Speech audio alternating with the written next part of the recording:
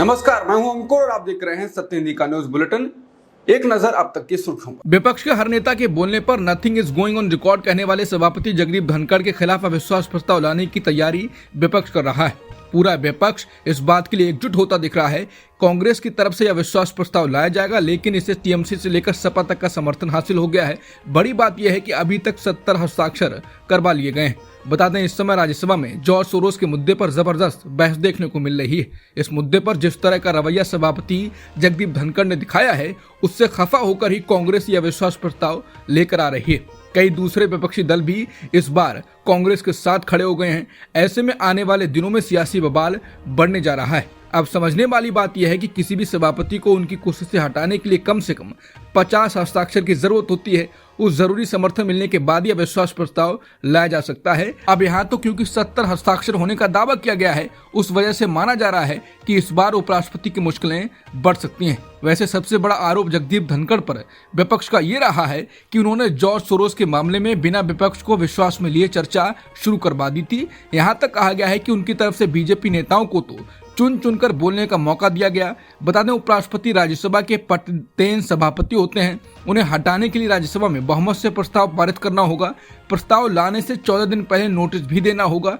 लोकसभा में भी प्रस्ताव पारित कराना जरूरी होगा, क्योंकि राज्यसभा का सभापति उपराष्ट्रपति की पदेन भूमिका होती है। लोकसभा में इंडिया के 236 सदस्य हैं और एनडीए के 293। संसद में सोमवार को राहुल गांधी रिपोर्टर के रोल में दिखे। विपक्ष के 2 सांसदों ने प्रधानमंत्री मोदी और गौतम अडानी का मुखौटा लगाया और राहुल से बातचीत की। राहुल ने मोदी अडानी के संबंध, अमित शाह की भूमिका और संसद न चलने पर करीब 8 सवाल किए। कांग्रेस ने 1.19 मिनट की बातचीत का वीडियो शेयर किया है। सांसद मरिकम टैगोर ने गौतम अडानी का और शिवाजी राव आढलराव पाटिल ने पीएम मोदी का मुखौटा पहना। राहुल गांधी ने हाथ में मोबाइल लेकर रिकॉर्ड करते हुए पूछा कि आजकल क्या हो रहा है भाई।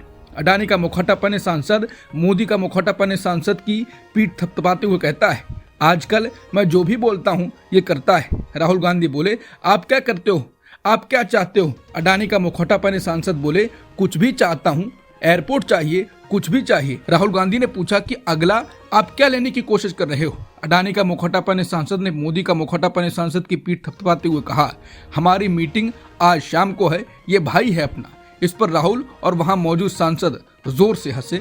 बगल में खड़े एक अन्य सांसद ने कहा कि भैया ये पार्लियामेंट को छोड़ देना।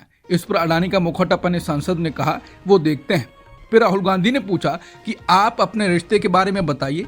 मुखौटा पहने सांसद बोले, हम दोनों सब मिलकर करेंगे। राहुल गांधी ने पूछा कि आपकी कब से पार्टनरशिप चल रही है। अडानी का मुखौटा लगाए सांसद ने मोदी का मुखौटा लगाए सांसद का हाथ पकड़े हुए कहा, सालों साल से। राहुल गांधी ने पूछा कि ये पार्लियामेंट क्यों नहीं चलने दे रहे। अडानी का मुखौटा लगाए सांसद ने कहा कि अमित भाई से पूछना पड़ेगा, मैं जो भी बोलता हूँ ये करते हैं। फिर राहुल गांधी ने मोदी का मुखौटा लगाए सांसद की ओर देखकर कहा, ये आजकल कम बोलते हैं। फिर अडानी का मुखौटा लगाए सांसद ने कहा, ये आजकल थोड़ा टेंशन में है। इसके बाद एक बार फिर से राहुल समेत सभी सांसद जोर से हंसते हैं और संसद की ओर चल देते हैं। एशिया महाद्वीप में भारत एक ऐसे देश के रूप में उभरा है जहां 2024 में अरबपतियों की तादाद बढ़ी है। हालांकि भारत में बेरोजगारी, गरीबी, महंगाई, गिरता स्वास्थ्य स्तर चरम पर है, लेकिन अरबपति बढ़ रहे हैं। भारत के अरबपतियों की कुल संपत्ति 2024 तक 10 वर्षों में लगभग 3 गुना होकर 905.6 बिलियन डॉलर हो गई है। कुल अरबपतियों की संपत्ति में भारत अब यूएसए और चीन के बाद दुनिया में तीसरे स्थान पर है। ये जानकारी यूबीसी रिपोर्ट में दी गई है। रिपोर्ट में कहा गया है कि पिछले 12 महीनों के दौरान भारत में 32 अरबपति जुड़े, जो लगभग 21% की वृद्धि है और 2015 के बाद से दोगुने से भी अधिक है। पिछले वर्ष के दौरान भारत में अरबपतियों की कुल संपत्ति 42.1% बढ़कर 905.6 बिलियन डॉलर हो गई। कॉमेडियन सुनील पाल का किडनैप किया गया। किडनैपर्स ने मुंबई से इवेंट के बहाने बुलाया और फिर अपहरण कर लिया। मेरठ में 24 घंटे तक बंधक बनाकर रखा।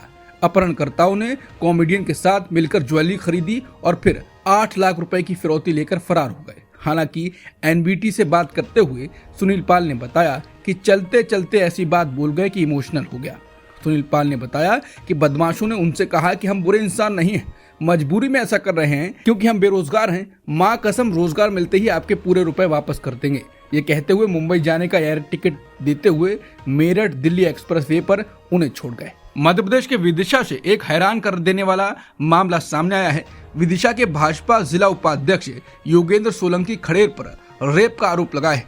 23 वर्षीय युवती की शिकायत पर उनके खिलाफ केस दर्ज किया गया है। भाजपा ने आरोपी से दूरी बनाते हुए कहा है कि उसने इस्तीफा दे दिया है। आरोप लगाने वाली युवती का कहना है कि 3 से 4 साल पहले भाजपा नेता मेरे घर आए थे।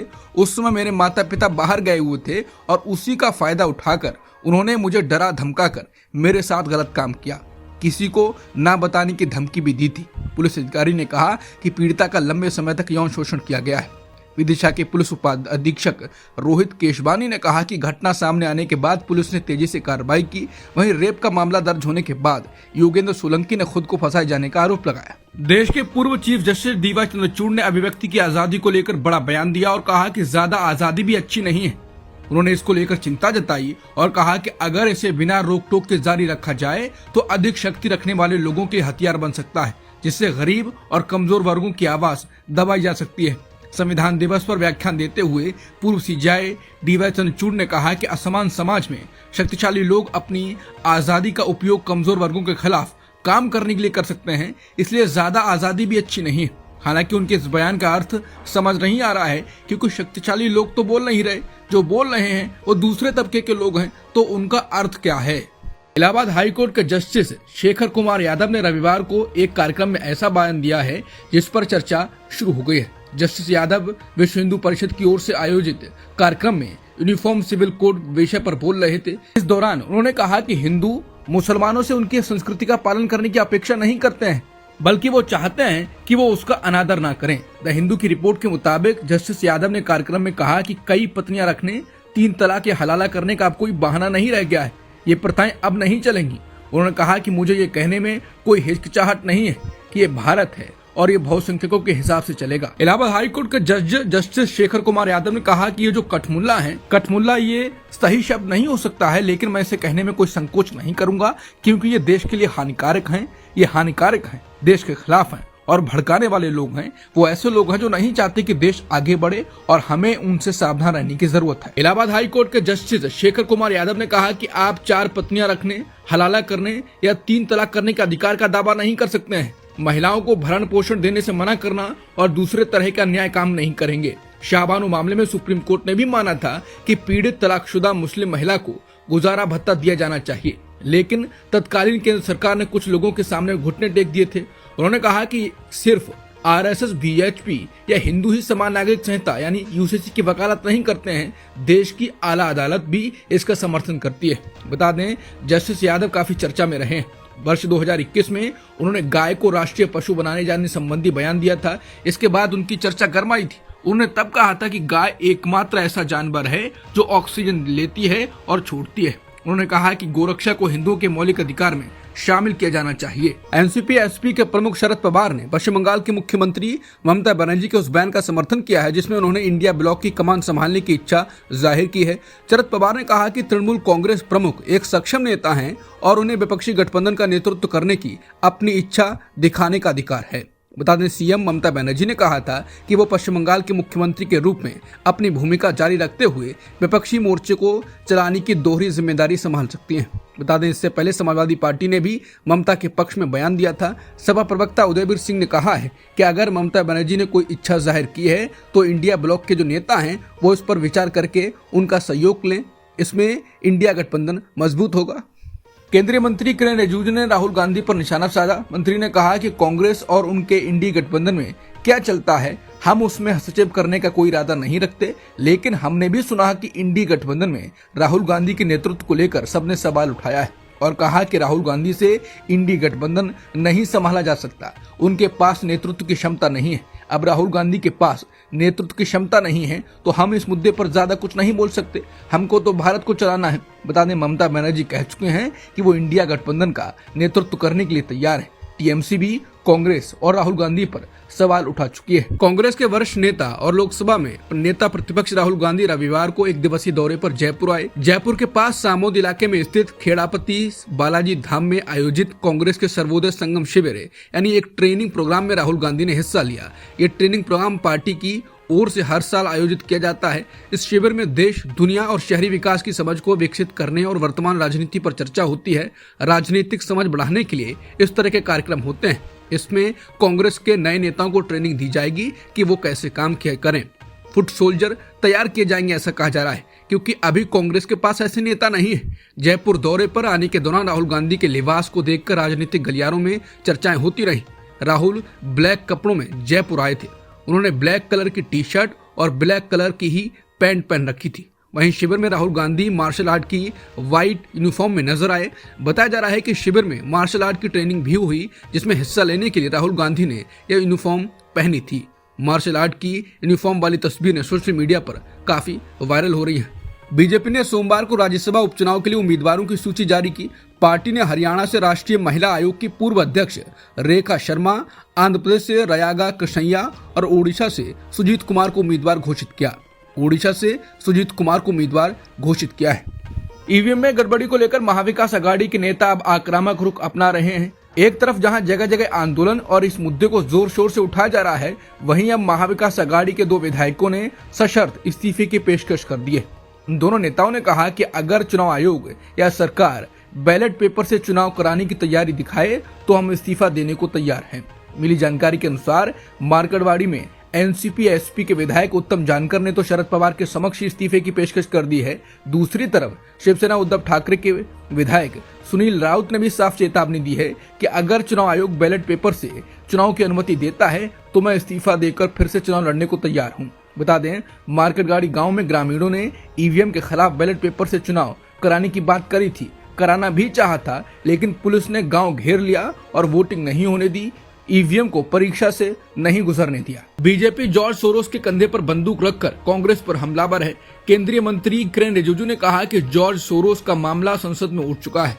उन्होंने कहा कि जॉर्ज सोरोस मामले में जो रिपोर्ट सार्वजनिक हुई है, वो आरोप काफी गंभीर है। चाहे संसद सदस्य हों या आम आदमी, सभी को देश के लिए काम करना चाहिए। केंद्रीय संसदीय मंत्री किरेन रिजिजू ने मीडिया से बातचीत में कहा कि हम एकजुट होने और भारत विरोधी ताकतों के खिलाफ लड़ने की अपील करते हैं। बीजेपी ने सोशल मीडिया प्लेटफॉर्म एक्स पर पोस्ट कर कहा कि कांग्रेस पार्टी और जॉर्ज सोरोस का एक ही लक्ष्य है, भारत को विकास के रास्ते से हटाना। FDL-AP फाउंडेशन की सह अध्यक्ष के रूप में Sonia Gandhi George Soros foundation द्वारा फाइनेंस्ड एक संगठन से जुड़ी हुई है। आम आदमी पार्टी ने दिल्ली विधानसभा चुनाव के लिए उम्मीदवारों की दूसरी सूची जारी कर दी है। इस सूची में 20 उम्मीदवारों के नाम शामिल हैं। दिल्ली के पूर्व डिप्टी सीएम मनीष सिसोदिया की सीट बदल दी गई है। उन्हें जंगपुरा सीट से टिकट मिला है। अभी वो पड़पड़गंज से विधायक हैं। हाल ही में आम आदमी पार्टी में शामिल हुए अवध ओझा को पड़पड़गंज से टिकट दिया गया है। इससे पहले आम आदमी पार्टी ने पहली सूची में 11 उम्मीदवारों के नाम घोषित किए थे। ये सूची पिछले महीने जारी की गई थी। दिल्ली के आगामी विधानसभा चुनाव में रोहिंग्या मुसलमान फिर से राजनीतिक विवाद के केंद्र में आ गए हैं।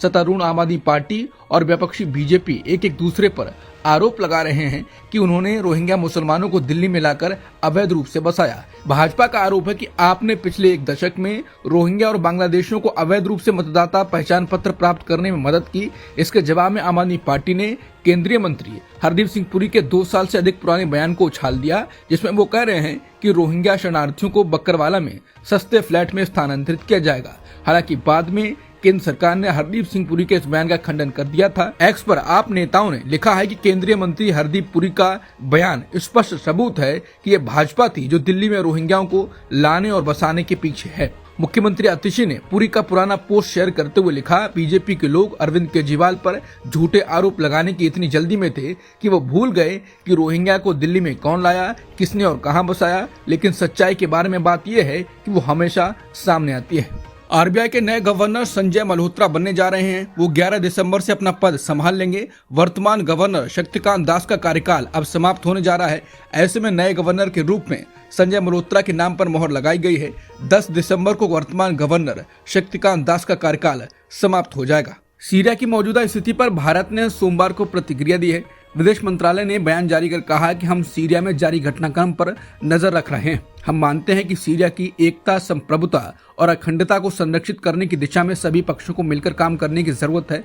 विदेश मंत्रालय ने कहा कि हम सीरिया के सभी वर्गों के हितों और आकांक्षाओं का सम्मान करते हुए एक शांतिपूर्ण और समावेशी सीरिया नेतृत्व वाली राजनीतिक प्रक्रिया को वकालत करते हैं। दमिश्क में स्थित हमारा दूतावास भारतीय समुदाय की सुरक्षा के लिए उनसे संपर्क में है। रूस की स्टेट मीडिया ने पुष्टि की है कि बशर अल असद और उनके परिवार को देश में शरण दी गई है। क्रेमलिन के प्रवक्ता दिमित्री पेस्कोव ने दैनिक ब्रीफिंग में कहा कि राष्ट्रपति व्लादिमीर पुतिन ने व्यक्तिगत रूप से यह फैसला किया है। हालांकि उन्होंने असद के ठिकाने की पुष्टि करने से इनकार कर दिया। पेस्कोव ने साथ ही ये भी नहीं बताया कि व्लादिमीर पुतिन और असद आखिरी बार कब मिले थे।